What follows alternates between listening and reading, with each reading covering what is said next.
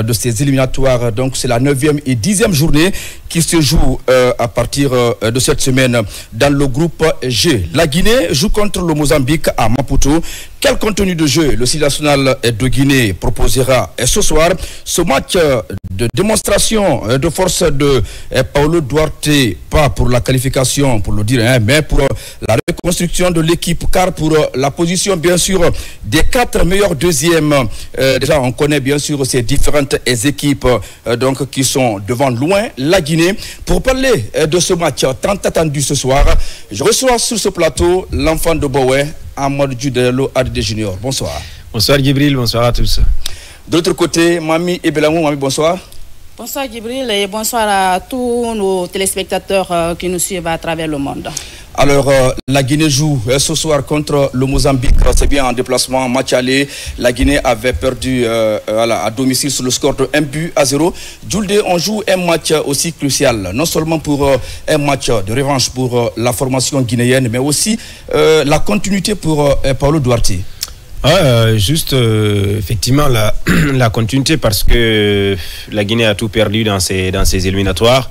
La qualification au mondial, donc aussi la deuxième place qu'on espérait. Depuis hier, là aussi, c'est parti, parce qu'il y a 4 équipes qui ont 19 points et 18 points, Cameroun et autres. Ouais. Donc là, je pense que c'est ce qui a brisé le rêve du Sili national. Maintenant, ce match-là, peut-être l'enjeu, l'enjeu est lié un petit peu à l'histoire, parce que cette équipe mozambicaine avait réussi un coup dur contre le Sili national en 2003, même si on était encore des enfants.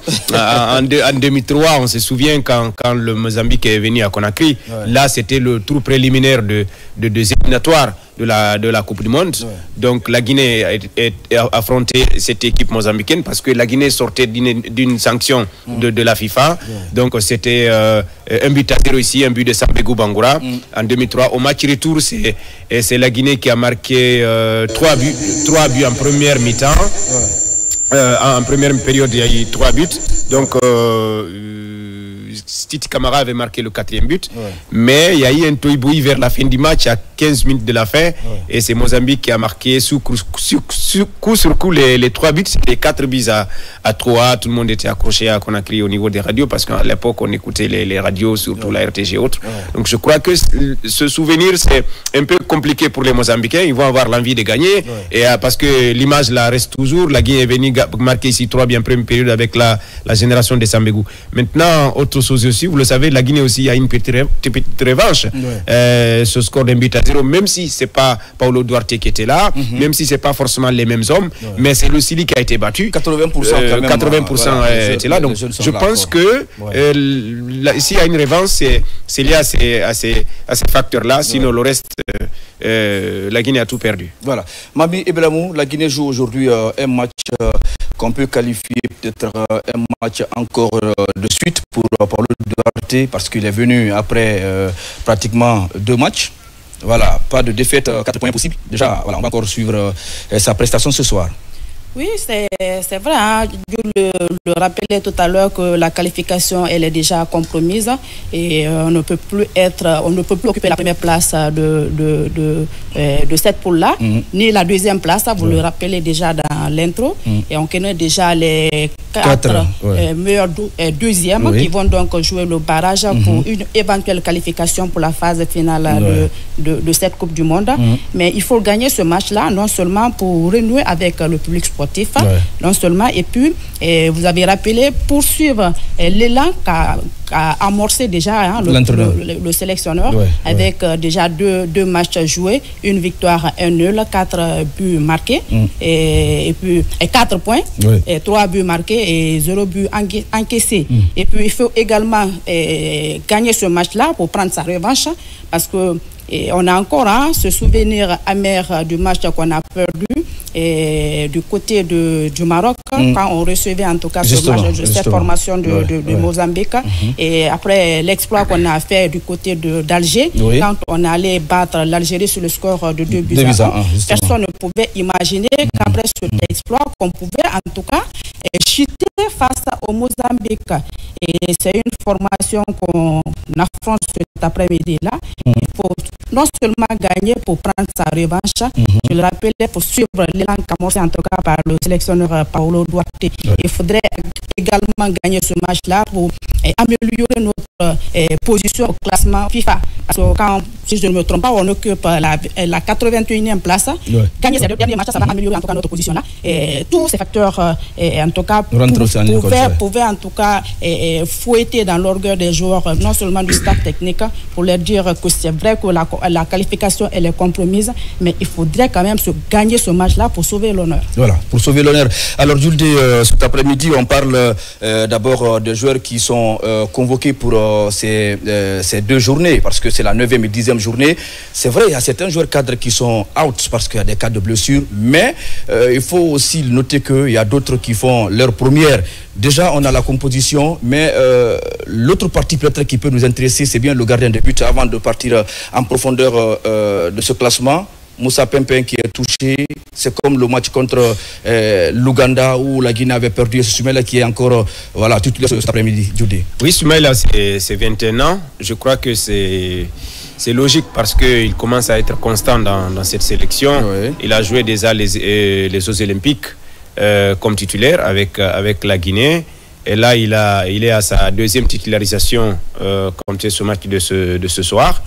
Donc, il a progressé ce dernier temps au niveau des Reims parce qu'il était avec l'équipe nationale 3 où il a réussi 7 clean sheets avant d'intégrer au niveau de l'équipe B de Reims où il évolue actuellement. Il a joué 3 matchs cette saison. Donc, parfois, il s'entraîne avec l'équipe A de Reims. Donc moi je pense que ce gardien Soumaïla il est en train de progresser de match en match, saison en saison, et puis le fait qu'il est convoqué aussi en équipe nationale à chaque fois, ça lui donne des galons en club. Donc je crois que c'est vraiment un choix logique parce que même à yeux fermés, on savait que s'il n'y a pas Moussa, c'est Soumaïla parce que le 3e gardien qui est là, c'est le niveau Ligue 2, Flamme Olympique qui est déjà relégué en Ligue 2. Moi-même, je me demande quand il a été convoqué, j'ai pas compris ce choix du coach. Donc il y avait beaucoup de gardiens qu'on pouvait convoquer au niveau du championnat, mais pas un gardien qui est relégué en Ligue 2, même s'il était avec le Sili national local. Donc je pense que là, c'est un problème maintenant.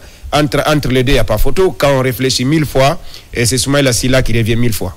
Alors, mais il y a aussi le jeune Richard aussi qui peut être quand même un bon élément pour notre équipe nationale. Il n'est pas sélectionné malheureusement. C'est une question de choix. Voilà, on va parler en tout cas des joueurs qui sont aujourd'hui sur la liste de Paolo Duarte. Et c'est vrai que Moussa Pempin, tout le monde était unanime par rapport à ses performances des derniers temps-là. Et non seulement en club, mais également en sélection. Il a fait des belles performances, donc il reste, on est d'accord qu'il reste pour le moment le gardien titulaire de cette formation du Sili, mais à l'impossible, nul n'est tenu. Et il est blessé, on ne peut absolument rien, il faut qu'il soit remplacé. Et le choix est tombé sur Soumaïla Sylla. Que moi, franchement, j'ai des doutes par rapport à la performance de Soumaïla Sylla. C'est vrai que c'est un jeune qu'on a découvert avec les U23 lors de la CAN du côté du Maroc et puis les JO. Et on était dans une poule relevée où on pouvait retrouver la France, la Nouvelle-Zélande, les États-Unis. Mais c'est également un souvenir amer parce qu'on a fini cette compétition avec 0 victoire, 6 buts encaissés, un seul but marqué. Mais moi, ce qui me réconforte un tout petit peu, ce qu'il a affiché lors de cette compétition-là, c'était sa sérénité. Mais en sélection, on a vu tout autre. Un autre Soumaïla Sylla qu'on a vu, c'était également face au Mozambique lors du match aller. Vous avez vu déjà le but qu'il a pris. Ça prouve à suffisance qu'il n'était vraiment pas sûr de lui. Pas du tout, il n'était pas serein. Pourtant, moi, c'est cette qualité-là que j'apprécie sur lui. Mais ce jour-là, il n'était pas du tout comme ça. Mais peut-être qu'il va redescendre sur terre parce qu'il sait qu'il doit arracher sa place. Il doit franchement arracher sa place. Quand il a un Moussa Pépin qui fait de belles choses en club. Il fait également des belles choses en sélection. Rivaliser un tel gardien de but, il faudrait vraiment que tu sois performant. Donc moi je me dis que certainement il va prendre conscience de ses lacunes et puis redescendre sur terre. En tout cas, c'est la chance qu'on lui donne aujourd'hui pour qu'il prouve qu'il mérite vraiment cette sélection. Voilà, en équipe nationale, on ne vient pas pour s'entraîner, on ne vient pas pour apprendre, on vient pour en tout cas donner le maximum de lui-même.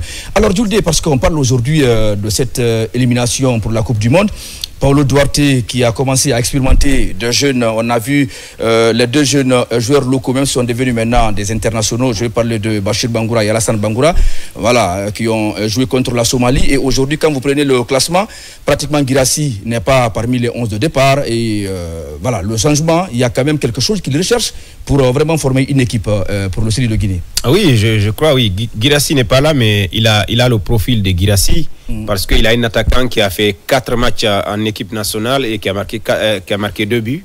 C'est Ousmane Kamara qui joue titulaire ce soir. C'est parti. Il est en train de faire un très bon parcours au niveau du Sili, même s'il ne vient pas souvent, parce qu'il a commencé sa carrière en équipe nationale contre Vanuatu lors de la série FIFA. C'est un attaquant qui va très vite, qui est un véritable baroudeur, qui est physiquement prêt. Donc je crois que quand vous jouez 4 matchs, vous marquez 2 buts, ça veut dire que c'est vraiment, cette titularisation, elle est méritée. Maintenant, il va être accompagné par des... On parle toujours de l'aventure, mais aussi cette politique, bien sûr, de Paulo Duarte, aujourd'hui, qui commence vraiment à nous donner satisfaction avec tout ce qu'il a comme éléments sûrs. Aujourd'hui, on voit que vraiment, il va avec des éléments qui peuvent aussi nous apporter en plus. Effectivement, tout ce qu'on a vécu ces derniers temps-là avec ces blessures, ces multiples blessures des joueurs, ça a chamboulé le schéma déjà qui était préétabli par le sélectionneur. Il est obligé de partir avec les éléments qu'il a sous la main. Et moi, je suis d'accord qu'on fasse tourner l'effectif du Sili.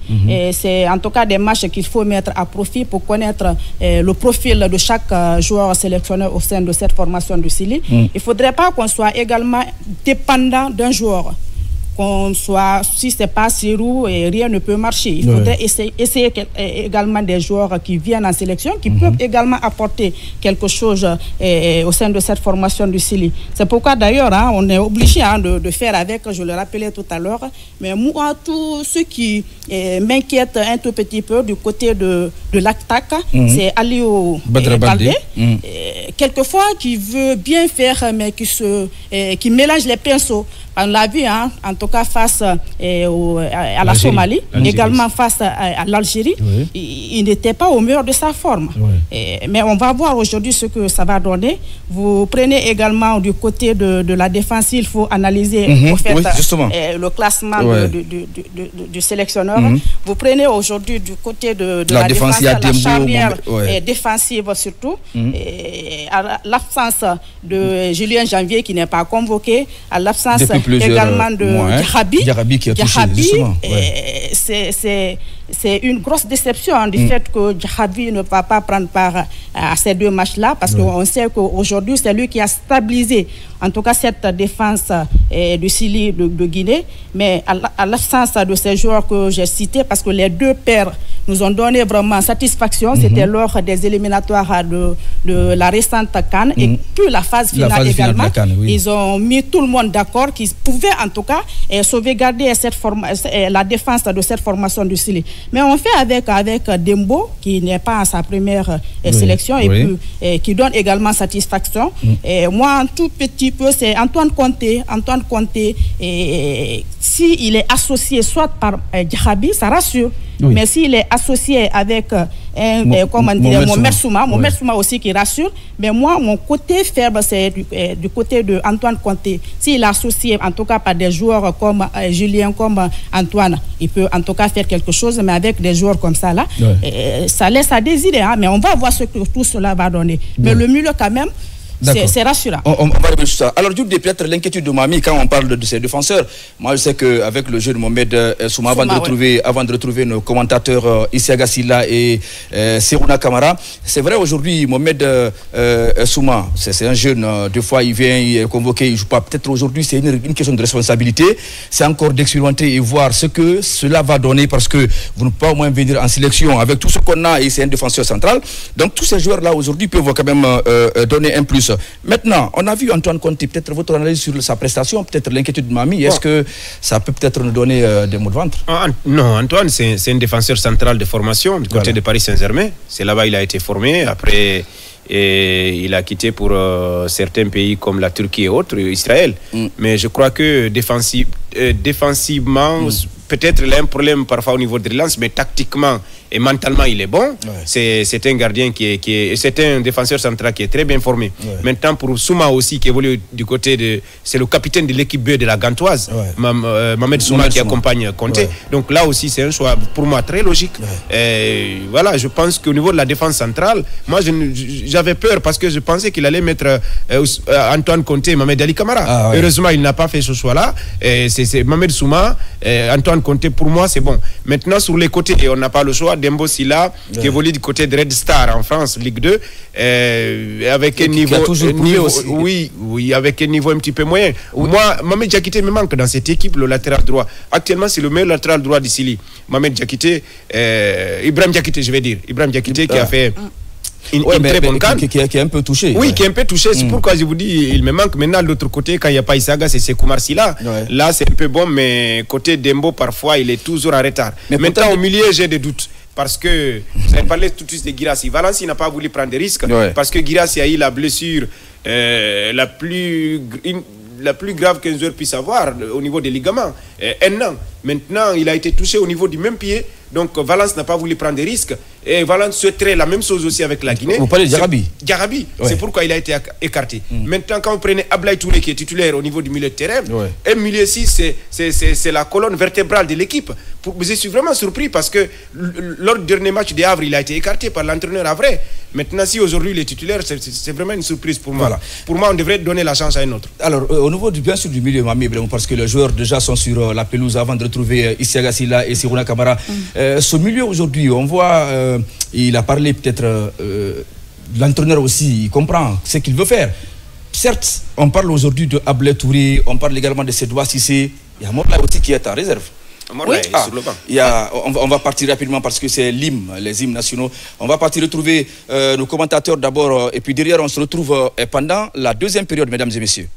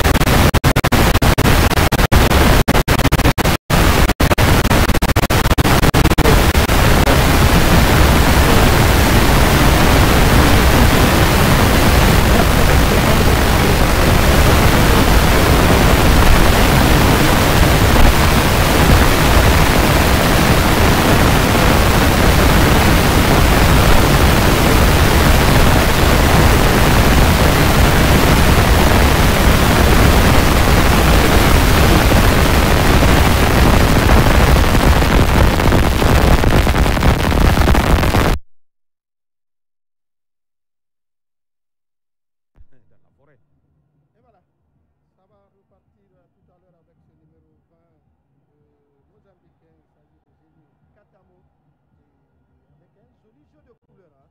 Les Guinéens qui sont tout de blanc vêtus, et également de l'autre côté, on a le maillot rouge, sorte noir et bas rouge.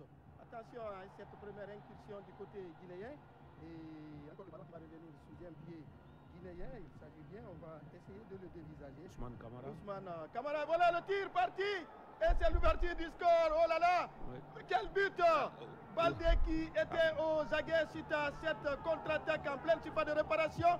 Il a placé ce ballon hors de portée de Eman Silouane. 1-0 à moins d'une minute. Ah oui, tout est parti sur cette percussion sur le côté gauche de l'attaque de la Guinée. Ousmane Camara qui a percuté dans un premier temps. On s'est tué, mais après, il faut suivre Abdul Karim Traoré qui joue son premier match, le natif de Cancan, et voilà, qui catapulte ce ballon au fond des filets. Ça ne peut que bien commencer pour ce jeune attaquant. Et voilà, alors là, c'est bien parti pour Abdul Karim. On revoit encore cette action et il ne s'est pas fait priver. Hein. Au point de pénalty, regardez comment il a ajusté ce coup de...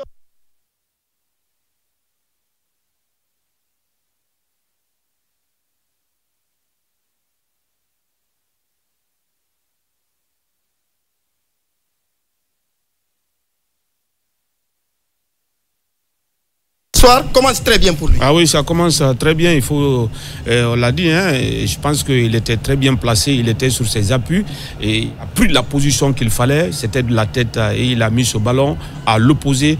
Et finalement, le gardien de but zimbabwéen, mozambicain, n'a constaté que le dégât. Et voilà. Vous n'êtes pas en train de rêver. Hein? Après 2 minutes, le Sili mène en déplacement. 1-0 face aux Mambas. Les Mambas qui ont tout intérêt dans ces éliminatoires, puisque avec 15 points, les 2 matchs restants, il y a de quoi espérer. Et le Sili qui joue, on l'a dit, hein, pour le renouveau et également pour le futur. Ah oui, pour le renouveau, j'allais dire pour l'honneur, hein, il faut le noter. Aussi laver l'affront, c'est, on va dire, hein, en termes de résultats, c'est l'un des pires résultats du Sili ces derniers moments. Quand on parle des éliminatoires, qu'il s'agisse de la Coupe du Monde ou de la CAN, de la Coupe d'Afrique des Nations, contre des adversaires, on va dire, qui étaient à sa portée sur papier. Quand vous prenez l'Ouganda ou encore le Botswana, on ne peut pas battre l'Algérie et après donner un tel résultat. Et pour le Sili, il faut un rachat complet sur les deux derniers matchs qui lui restent. Et voilà, ça repart du côté mozambicain. Et à l'instant, on voit sur notre moniteur le classement. Et ça va repartir. Pour le moment, on va laisser ce classement. On va repartir avec Diego du côté mozambicain qui va tenter de retrouver un partenaire dans l'entrejeu. Ballon intercepté par la ligne défensive. Attention à ce ballon très très limité, trop juste. Heureusement, Soumaïla Silla avait la belle lecture de la trajectoire du ballon. Alors, je pense que la passe d'Antoine Conté n'est pas un cadeau. Aussi, il n'y a pas eu de communication. Et heureusement, Soumaïla quand même arrive à anticiper. Regardez le ballon. Il n'y a pas suffisamment de force. Et Soumaïla qui est un tout petit peu en retard. Heureusement, il est pu sortir et dégager ce ballon dans les pieds d'un attaquant du Mozambique. Soumaïla qu'on a découvert lors des Jeux olympiques avec le Sili olympique. Oui. C'était prometteur. Et aujourd'hui, en lieu et place de Moussa Camara Pimpin, c'est lui qui assure les perches du Sili. Encore une action propulsée dans le camp des Mambas. Pour le moment, il n'y a pas de sérénité dans le camp mozambicain. Oui, qui a eu à froid par l'équipe guinéenne. Et on l'a dit, généralement, quand c'est vous qui devez tout faire dans un match comme ça, parce que là, il faut le noter, le Mozambique qui est 3e avec 15 points, la Guinée n'a que 11 points avant ce match. Les Mozambicains étaient là pour une victoire, sont là pour une victoire, pour obtenir cette fameuse deuxième place, l'une des deux, pour être parmi les... Oui, très disputé. Le Burkina déjà voilà. qui a 18 points, le Cameroun 18 points également, Madagascar 19 points, le Gabon 19 points. Et là, il faut cravacher et commencer un match de ce genre avec dès les premières minutes encaissées. C'est très très très compliqué pour une équipe qui joue à domicile. Ablaye Touré pour partenaires. Les Guinéens qui amènent ce ballon avec Sekoumar Silla. Perte de balle, on va retrouver Antonio Amad. Sa surface de réparation, il va tenter de ressortir ce ballon excentré sur le côté droit pour retrouver Diego. Diego qui pousse trop son ballon, ce qui permet à Antoine Conté de jouer en retropasse pour son gardien. Et sous pressing qui se dégage à l'emporte-pièce. Ah oui, comme il a pu, Soumaïla, il doit être serein, être à l'aise, surtout balle au pied, c'est très important. Ça va repartir encore du côté mozambicain. Eman Tiwan qui retrouve son défenseur axial qui tente de carter pour Diego dos Santos. Santos pour un partenaire, il s'agit de Edmond dans leur propre moitié de terrain. Le ballon intercepté par Feliciano. On va jouer désormais à l'opposé, on retrouve l'entrejeu. Les Guinéens qui marquent bien leur territoire. Les Mambas qui ont été surpris dès le début de cette rencontre suite à ce débordement de Ousmane Kamara et l'enfant de Sigefra était à la retombée pour ouvrir la marque pour la Guinée. Attention à cette contre-attaque encore. Baldé qui va remiser pour Seydouba Cissé. C'est pas qu'il n'a pas d'appui. Finalement on retrouve Ablay. Ablay qui va excentrer ce ballon pour Mohamed Souma de la Gantoise.